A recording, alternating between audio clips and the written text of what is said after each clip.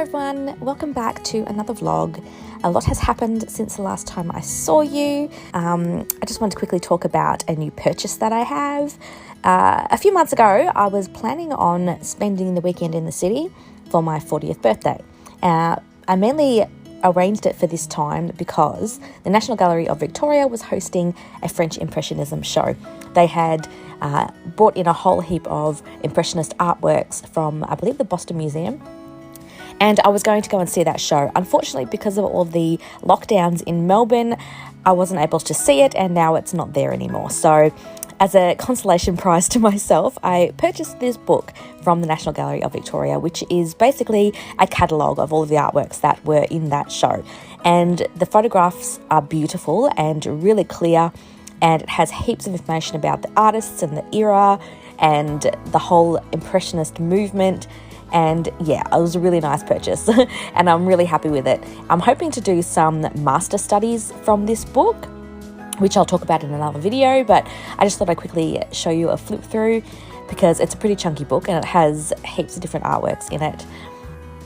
I also purchased another book that is called She Oak Australian Impressionism, and it's, self-explanatory. It's pretty much all of the Australian Impressionist artists. Some of them are actually in the National Gallery of Victoria, some of them are not, but so that's this one here. So yeah, She Oak and Sunlight, Australian Impressionism. And this as well has heaps of beautiful, colourful, really high quality photos of artworks in it from most of Australia's well-known Impressionist artists. And again, I want to use some of these to do some master studies and things in the future when I get some time. But yeah, I just thought I'd let you flick through with me and have a bit of a look at these. Both of these books are available on the National Gallery of Victoria website. They are really inspiring. I'm loving the colours, and I feel really inspired after flipping through these pages. And I've looked at it over a few times now. I haven't read too much of it, but I do plan on reading most of what's in both of these books. But the biggest news that's happened this week is restrictions in Melbourne have lifted. Hurrah! Which means I was able to go back to my studio. This is a little time lapse of me just cleaning up and setting up for a Zoom online workshop that I did over the weekend. This was with Audible. The first Zoom workshop that I've ever done, and it was really, really successful and lots of fun. And then on Monday, I came back and I had to do some more cleaning because I haven't been in my studio for about 8 weeks now. And some furry little friends had moved in while I wasn't there and made a bit of a mess in the corner. They had eaten all of my tea bags. I had some cuppa soups and some noodle packets there that I was using for lunches and stuff, and the rats had gotten into it and made a huge mess. So I spent the first half of the morning cleaning up, but then I broke into these boxes of canvases that have been sitting here for ages, pulled out this huge canvas and started planning my first painting. So this is the first painting that I've done of this sort of large scale since lockdown, and I was really excited and could not wait to get stuck into it. I didn't really know what I wanted to do, but I knew it would be, landscape orientated, and that was all I really needed. So I first spent about 10-15 minutes or so thinking a bit about my colour choices. These are just paint chips from the local hardware store, and I use these sometimes to help with planning out colour schemes and just thinking of, colours that might go together, might not go together. And it's not necessarily, I don't use the exact colours that I have here, but it's a good starting place, and sometimes it'll help me if I'm a bit stuck with what sort of combination I need or what I want to start with. I will play around with those. So once I had done that, I started putting down some base coats onto this canvas. These are Liquitex fluid acrylics. I use them sometimes as base coats. These colours are really beautiful. So yeah, I just had a lot of fun slapping down these oranges in the base coat, and then I kind of forgot to film for a little while, so that's why it jumps forward a bit. But this is the artwork that I ended up working on. You can see I'm holding my phone. I have got the reference photo that I'm basing this off on my phone that I'm looking at, and I'm just using that to guide me as to where these highlights and things were with the sun shining through. But you can see all of that orange colour that I was putting down as my base coat. You can see that in the reflections of the water and in the trees in the background where the sunlight was coming through. So this is all just acrylic paint, and I kind of based it off a reference photo that I had that I came from like a free reference photo site, but it was kind of loosely based. I really liked the way that the light was happening in that reference photo, but I did tweak a few things here and there in the actual composition. So I really liked these purples, and I really wanted to try and capture that feeling of light, really warm light coming in behind all of this shadow area. So pretty much the whole foreground and underneath this tree canopy is all in shade. But I wanted to keep those colours in the shadows really rich, so I went for like these beautiful purple colours. I was really enjoying this large scale painting. As you can tell, I was very focused. So I sort of start out with large brushes. I go down to smaller brushes. You can see that I'm holding the brush really, really far back on the handle. This is a really good technique for getting really loose brush strokes and getting that kind of expressionist sort of brush strokes happening with your art. You don't have as much control, but you can see how I'm twisting the brush around and creating all sorts of different marks and keeping it really loose.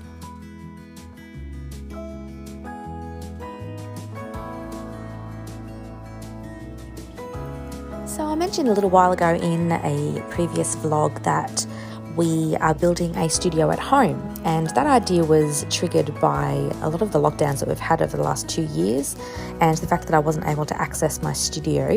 This studio is in a business village in Warburton, which is about 10 minutes from home, and for the first 4 years or so it's been fantastic because it's given me like a really good work-life balance. So while I'm at home, I'm at home, and while I'm at my studio, I'm working.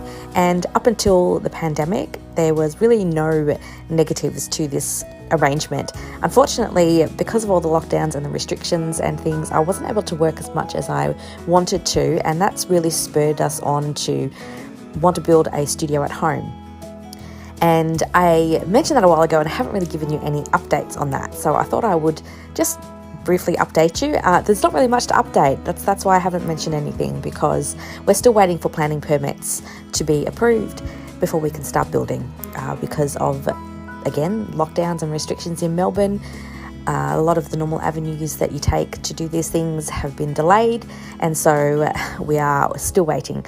Hopefully by early next year I will have a studio that I can move into at home, but for now I'm still working in my studio that's on site. And anyway, this is, again, I forgot to film a little bit of the progress, so this is jumping forward at least 2 hours, and I'm just adding in some of the final details. I didn't actually finish it completely on this day. I did let it sit for a little while, and I finished it up the next day. But I was really happy with how this went. I did end up toning down a lot of that orange because it was a little bit overpowering and the contrast was a little bit too strong. I wanted the light to be a little softer, so I did end up, toning it down a little bit. So this is where it was when I finished up on Monday. And another thing that I wanted to try out, obviously this is Tuesday, the next day, is some new paper that I purchased. I had this at home for the last 2 weeks. I wasn't able to use it at home because the sheets are very large. It's a A2 size, so I didn't have any space at home to be able to test this out. But I purchased this big stack of paper from a supplier online on eBay because I've been wanting to find some cheaper paper to use with acrylic painting. Normally I use Arches paper, which for this size sheet is quite expensive. And although I don't mind spending that money for the quality, it means that a lot of the time I'm not really willing to play around and experiment as much on these paper artworks because the paper is so expensive. I feel really hesitant to just slap paint down and do whatever. And so I decided to look into buying some cheaper paper, but paper that was still quite good quality. So I looked around on eBay and I ended up finding this paper. And I will link to where I got it from in the description, although it's a place that the supplier is in Melbourne, so it's probably only going to be useful for other artists that are in Melbourne or Australia, but I will link it anyway. And it's basically just cartridge paper. It's 200 GSM cartridge paper. It's got quite a smooth surface. There was 100 sheets in the packet, and it was only $100. So it's basically $1 a sheet. So for that price, I wasn't really expecting it to be that fantastic, but I was pleasantly surprised. The paper is really nice and thick. It has a really nice smooth surface. There's no weird texture or anything on it. It holds paint really well. Like you can see, I'm slapping down the acrylic paint and it's holding up. It didn't really buckle very much at all. It didn't like absorb a super amount of paint either, which is sometimes annoying. It was really nice and I really liked working on it. So I was really happy with this purchase. And I now am looking forward to doing some really expressive and almost experimental style paintings on this without the pressure of it being really good paper.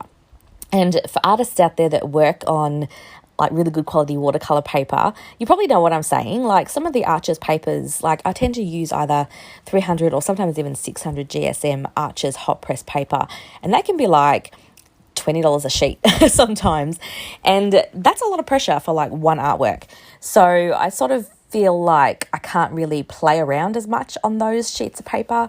And because this is like $1 a sheet, I feel like a lot less pressure. So I just started playing around and I really wanted to put this paper through its paces. So I just started slapping on a lot of paint. I really had no plan as to what I was doing. I kind of halfway through decided I was going to turn it into a bit of a pond or something like that. And so this is all just from imagination. So I didn't really have much of a plan, but I just started slapping on paint and seeing how thick I could get it and how watery I could make it, and to really put the paper through its, through a bit of a test. And I was pleasantly surprised. This paper passes. And it's like a really nice sturdy paper. It's a paper that I would be happy to, sell the artworks that I make on. It's acid free, so I don't have to worry about it deteriorating too much over time or, anything weird happening.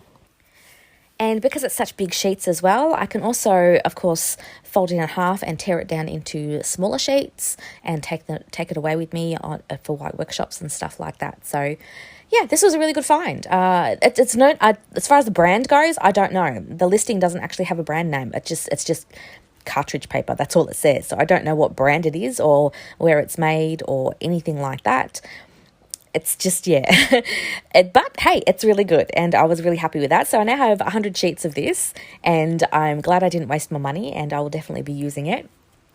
And I was actually really happy with how this painting came out, even though it was not really planned. Once I sort of had blocked in the bones of it, I started just adding some details and making it like really expressive and really loose. And again, because this was not super expensive paper, I didn't really have to worry too much about, messing it up.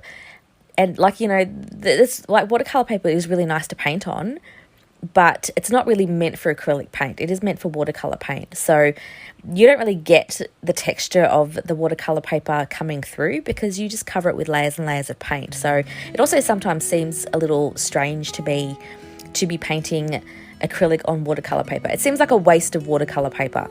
So switching over to this paper, I don't know, for me it seems like it's not as much of a waste of a really nice paper that's going to get covered over with layers and layers of paint anyway.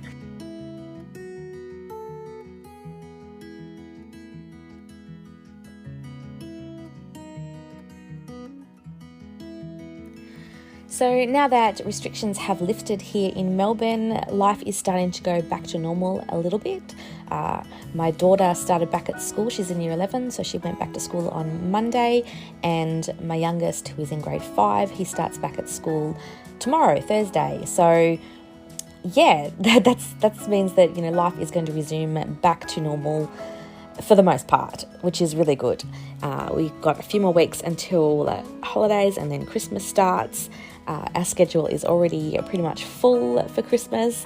I am teaching workshops as well pretty much every single weekend between now and Christmas. Over the year, a lot of workshops have been postponed, and now that things are opening up, we are definitely trying to fit them all in so that everyone can get that workshop experience before the end of the year so that we can start next year fresh with some new dates without having to worry about postponing things anymore. So I am going to be super crazy busy for the next couple of months. So it's gone from slumping around at home doing nothing to crazy busy, but that's okay. As you can see here as well, once this all the acrylic paint dried, I sort of added a little bit more texture with one of these Neo Colour water-soluble crayons from, is it Karanda Arch, I think it's pronounced, just to add a little bit more visual texture and some interest onto the page, a little bit extra detail. So that's what I'm doing here at the moment. But yeah, anyway, as I was saying, I've got a super busy schedule for the next couple of weeks. So I will try and film bits and pieces of my life for the next vlog. And I also mentioned in the last video as well that I do have a Patreon now. I have a Patreon account set up. So I will be showing a lot more sneak peeks and behind the scenes and exclusive videos and things over on Patreon. There is a link in the description to my Patreon.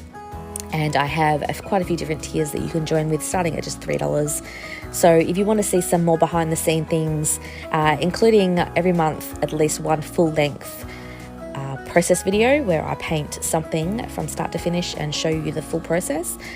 So yeah, there's also behind the scenes stuff and early release things. So yes, there's a link to my Patreon account in the description.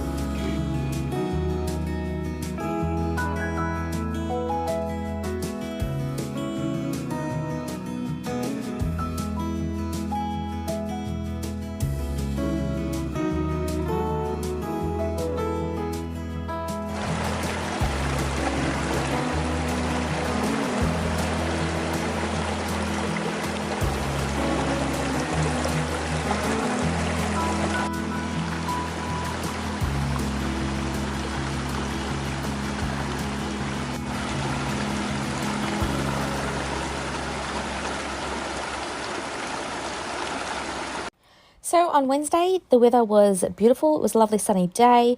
And so I decided to take some time out in the afternoon to do some plein air painting in my sketchbook just for fun. I'd spent most of the morning doing some admin type stuff on my computer. So I had about 2 hours to kill before I had to go pick up my daughter. So I took my little pochade box down and my sketchbook and decided to just go down near the river and do some sketching just for fun, for no other reason than the pleasure of it, which is something that I really want to get in the habit of doing a lot more often.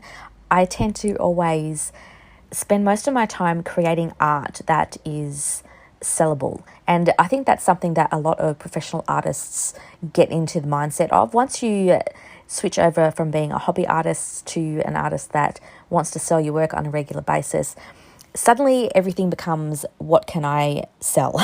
How can I make money out of this? And so even though I still really enjoy creating art and it's never a chore, it's still hard to sort of just create something for the fun of it and without any intention of monetizing it.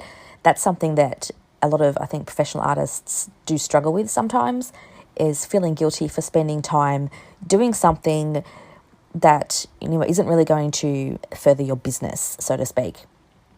But it's still really important. You need to sort of have that time to yourself and to create things just for the fun of it and to experiment and play around and just relax. And so that's what I decided to do on Wednesday afternoon, is sit in the sunshine and just do some little studies of the river and some ferns and trees. It was a really nice sunny day, so there was some really pretty shadows and things happening. And I also wanted to test out this new little watercolour set that I have. It is handmade watercolours that I purchased off Etsy, and I will link the seller again in the description so you can look them up. They are based in Australia, so if you're an Australian, you'll probably find it a bit more interesting than if you're overseas. But anyway, they're really good quality paints. They were really nice. They're just a basic primary set, so the set comes with a red, a blue, and a yellow. Had a bit of a mental blank there for a minute. A red, blue and yellow primary colours, and so from that you can mix quite a lot of different colours. Into the set I also added a burnt sienna that I had from another palette, a different red and also a different green, just to create a bit of variety. But yeah, I don't remember what brands they are, so don't ask. Anyway, I just had some fun sitting in the sun and painting these little sketches just because I can, and I ended up getting a little bit carried away, and I was 10 minutes late picking up my daughter from school, so she was okay. She was fine with it. So yeah, this is what I did on Wednesday.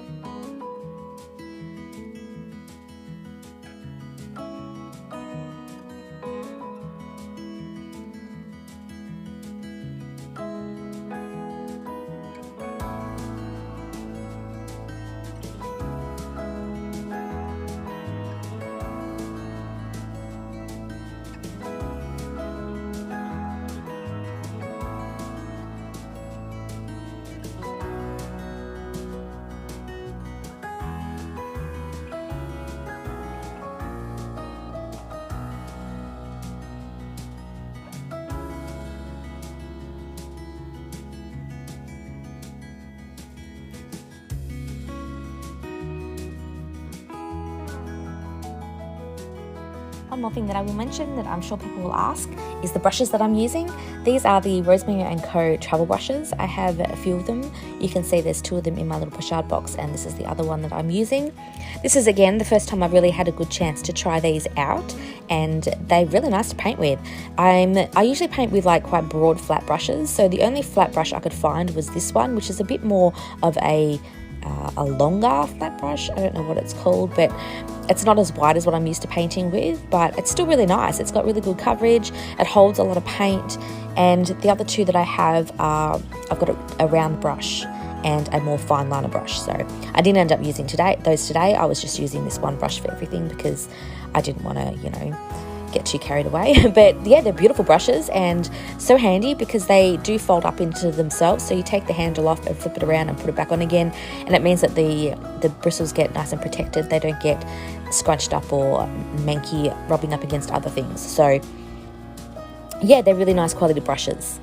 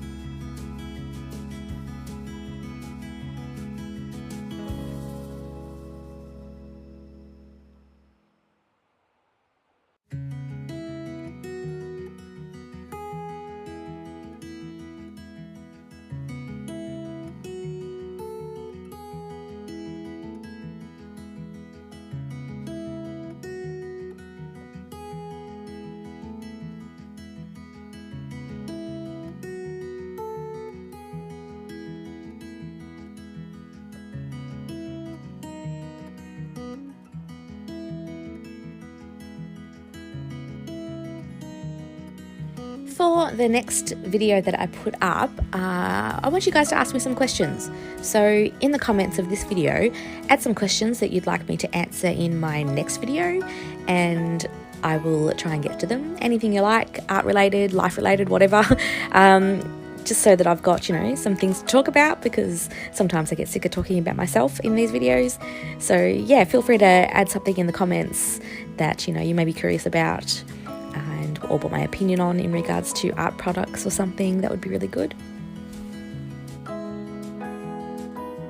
And that's about all I have to talk about this vlog. So I hope you've enjoyed watching the first 3 days of my week back in the studio.